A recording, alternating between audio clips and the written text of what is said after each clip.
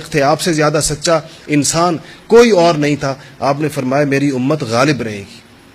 غلبہ میری امت کا ہوگا، قیامت تک ہوگا میری امت کا غلبہ. یہ امت پسپا ہونے کے لیے بھیجی نہیں گئی، یہ امت شکست کھانے کے، ہاں یہ کبھی ڈوبے کبھی نکلے، یہ صورتحال چلے گی. یہ جو مثل خورشید اہل ایمان جیتے ہیں اسی طرح کہیں ڈوبتے ہیں کہیں نکلتے ہیں، حالات آتے ہیں، آزمائشیں آتی ہیں، لیکن ان حالات میں، ان آزمائشوں میں، ان پریشانیوں میں، ان مشکلات میں اور ان چیزوں میں ان سے ان کی حقیقت نہیں کھوتی اور ان سے وہ چیز گم نہیں ہوتی کہ ان کو پیغام ہی ختم ہو جائے، دنیا کو پتہ ہی نہیں کیا پیغام تھا، کیا بات تھی جس کے لیے اتنی قربانی دی گئی. تو ہمارے لیے اس میں ایک قوت کا پیغام ہے، ہمارے لیے اس کے اندر ایک تسلی کا سامان ہے. باوجود دل گرفتگی کے، باوجود اس کے کہ ہمارے دل دکھتے ہیں اس بات پر، اپنے مسلمان بھائیوں کی صورتحال پر، اور اس سے زیادہ دل اس بات پر دکھتے ہیں جب ہمارے فلسفی اور دانشور اس صورتحال میں ہمیں مشورہ یہ دیتے ہیں کہ اپنے ملک کی صرف خبر لو، تمہیں کیا کہ مصر و شام میں کیا ہو رہا ہے، تمہیں اس سے کیا غرض کہ ہندوستان اور بنگلہ دیش میں کیا ہو رہا ہے، تمہیں اس سے کیا پڑی کہ برما میں کیا ہو رہا ہے، فلسطین اور کشمیر اور افغانستان میں کیا ہو رہا ہے. حضور اکرم صلی اللہ علیہ وسلم ہمیں ملکوں میں بانٹ کر نہیں گئے تھے اور نہ ہمیں جغرافیائی سرحدوں کا پابند کر کے گئے تھے. آپ ہمیں ایک امت بنا کر گئے تھے، جسد واحد بنا کر گئے تھے، اور فرمایا تھا کہ اذا اشتکى بعض، اگر اس کا ایک حصہ دکھتا ہے، یہ امت ساری ایک جسم ہے، اس کا ایک حصہ دکھتا ہے تو سارا جسم دکھتا ہے. ایسا نہیں ہوتا کہ اگر آپ کی انگلی دکھے تو اس کا اثر فقط آپ کی انگلی تک محدود ہو، آپ سارے پریشان ہوتے ہیں. خدا نخواستہ آپ کی انگلی کو تکلیف پہنچ جائے تو آپ کا پورا جسم اس کو محسوس کرتا ہے اور وہ درد آپ کو ایک جیسا لگ رہا ہوتا ہے. یہ نہیں آپ کہہ سکتے کہ درد فقط محدود ہے اتنی سی جگہ پر. ایسے یہ ہو نہیں سکتا کہ امت کسی جگہ پریشان ہو کسی بھی خطے کے اندر اور باقی مسلمان بالکل ٹھنڈے پیٹوں چین کی نیند سوئیں کہ جی چونکہ ہماری اور ان کی سرحد مختلف، ہمارے درمیان بارڈر ہیں اس لیے ہمیں ان کی فکر نہیں. مسلمان ایسی امت نہیں، ہمیشہ مسلمان فکر کرے گا اپنے دوست، اپنے بھائیوں کی جو چاہے دنیا کے دوسرے کونے کے اندر رہتے ہیں، اور ان کی تکلیف پر اس کو دکھ پہنچے گا، اور جو اس کی جتنا حتی المقدور،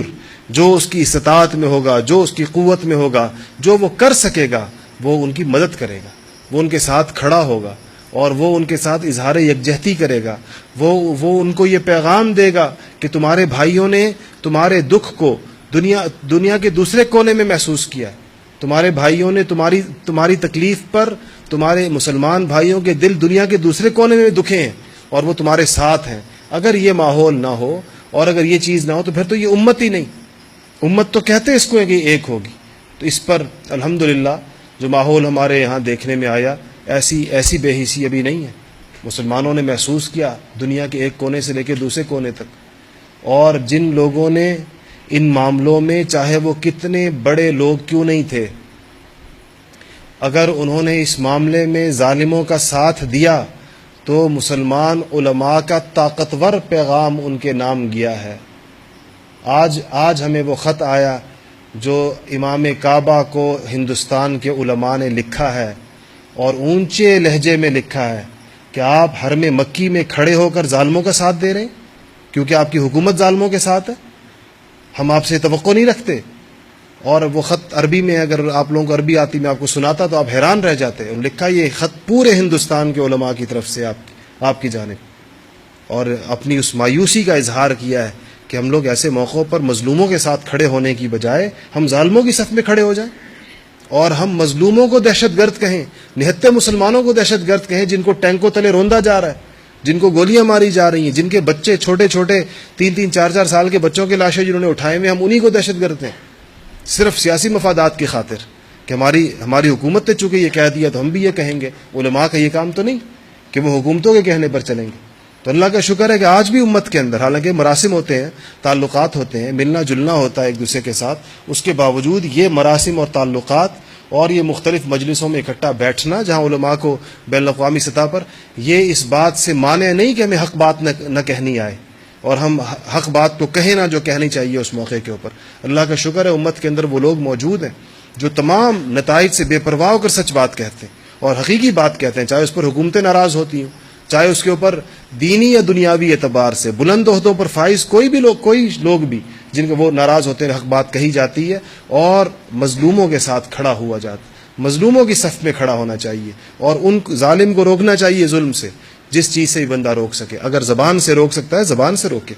زبان سے پیغام دے، ظالم کو یہ پیغام دے کہ تم تنہا ہو، تمہارے ساتھ کوئی نہیں ہے، اور اللہ کی پکڑ سے اس کو ڈرائے۔ ہاتھ سے روک سکتا ہے ہاتھ سے روکے اس کو، لکھ کر روک سکتا ہے قلم سے روکے اس کو، جو بھی جس طریقے سے بھی۔ بڑی بدبختی یہ ہے اور بڑی شقاوت یہ ہے اور بڑی اخلاقی گراوٹ یہ ہے کہ انسان مظلوم کا ساتھ بھی نہ دے، اس طریقے سے بھی نہ دے جتنا وہ دے سکتا ہے۔ تو الحمدللہ امت نے مظلوموں کا ساتھ دیا، مراکش سے لے کر انڈونیشیا تک امت نے یہ ثبوت دیا اس بات کا کہ ہم ایک ہیں اور یہ حضور اکرم صلی اللہ علیہ وسلم کی امت ہے، اور اگر اس کے کسی ایک جگہ، کسی ایک گوشے میں، کسی ایک کونے میں کوئی مسلمان یا مسلمانوں کا معاشرہ یا مسلمانوں کی جماعت تکلیف میں ہے تو ساری امت اس تکلیف اور اس دکھ اور اس درد کو محسوس کرتی ہے اور وہ اس کے ساتھ ہے۔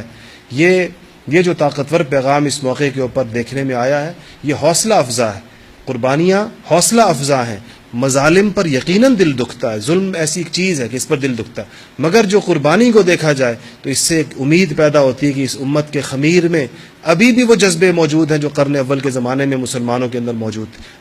آج وہ قربانیوں کی داستانیں رقم کر رہے ہیں،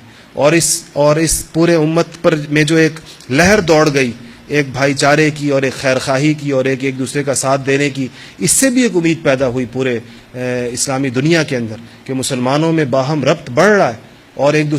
دوسرے کا احساس اور ایک دوسرے کا خیال بڑھ رہا ہے، اور اس سے اور اسلامی ذہن رکھنے والے مسلمانوں کو، اسلامی نظام کی محنت کرنے والے مسلمانوں کو تقویت ہوئی ہے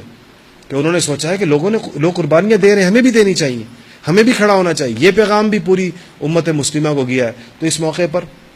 ہمیں اللہ کے فضل سے کسی مایوسی اور کسی دل گرفتگی کی ضرورت نہیں، اور نہ یہ کہنے کی ضرورت ہے کہ امت کے حالات ایسے بہت نہیں۔ امت کے حالات اچھائی کی طرف جا رہے ہیں، ٹھیک ہے، مادی اعتبار سے، عسکری اعتبار سے اور بہت سے اعتبار سے امت کو محنت کی ضرورت ہے اور مزید اتفاق کی ضرورت ہے، علم کے میدانوں میں آگے بڑھنے کی ضرورت ہے، دنیا کی امامت اور قیادت اور سیادت اپنے ہاتھ میں لینے کے لیے کہ اس کے علاوہ کوئی چارہ نہیں دنیا کے پاس۔ جب تک یہ امت قیادت نہیں کرے گی، جب تک یہ امت آگے نہیں بڑھے گی، اس وقت تک دنیا کے حالات ٹھیک نہیں ہوں گے۔ دیکھ لیجئے جن کے ہاتھ میں قیادت ہے اس کے نتائج دنیا کیا بھگت رہی ہے۔ دنیا کے مظالم پر ایک نگاہ ڈالیے، جھوٹے دیکھیں کسی ملک پر اپنے عسکری اور اپنے مادی غلبے کی بنیاد پر، جھوٹی خبروں کی بنیاد پر، جس کے جھوٹ کو بعد میں خود تسلیم کریں، آپ اپنے ٹینکوں اور اپنے جہازوں اور اپنے اسلحے اور اپنے میزائلوں سے چڑھ دوڑیں اور 8-10 لاکھ مسلمانوں کا خون بہانے کے بعد کہیں کہ ہماری اطلاعات غلط تھی۔ جب دنیا میں کفر کا غلبہ ہوگا ظاہری یا ان کے ہاتھ میں قیادت ہوگی تو یہ مظالم ہوں گے جو آج دنیا میں ہو رہے ہیں۔ ایک ملک میں لاکھوں لوگ، بے گناہ لوگ، معصوم بچے اور خواتین بے دردی کے ساتھ مارے جا رہے ہیں، شہید کیے جا رہے ہیں۔ اس کی وجہ یہ ہے کہ ظاہری قیادت دنیا کی کفر نے اپنے ہاتھ میں لے رکھی ہے، طاغوت کے ہاتھ میں قیادت۔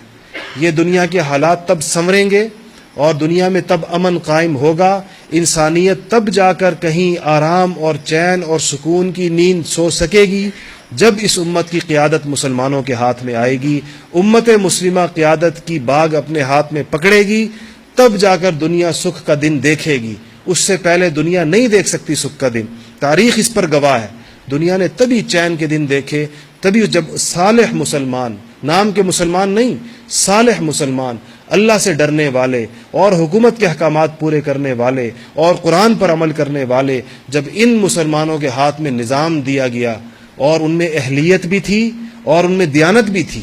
ان میں قابلیت بھی تھی اور ان میں اللہ کا خوف بھی تھا، ان میں انسانیت کا دکھ بھی تھا اور درد بھی تھا اور ان میں اجتماعیت بھی تھی، جب ان لوگوں کے ہاتھ میں معاملات آئیں گے، جب ان کے ہاتھ میں چیزیں آئیں گی، تب جا کر انسانیت کو چین اور آرام اور سکون آئے گا۔ اور یہ حضور اکرم صلی اللہ علیہ وسلم کی پیشن گوئیاں ہیں کہ انشاءاللہ ایسا ہوگا۔ اللہ جل شانہ مجھے اور آپ کو امت کے اس غلبے کے لیے استعمال ہونے کی اور اس کے لیے کام کرنے کی توفیق نصیب فرمائے۔ وآخر دعوانا الحمدللہ۔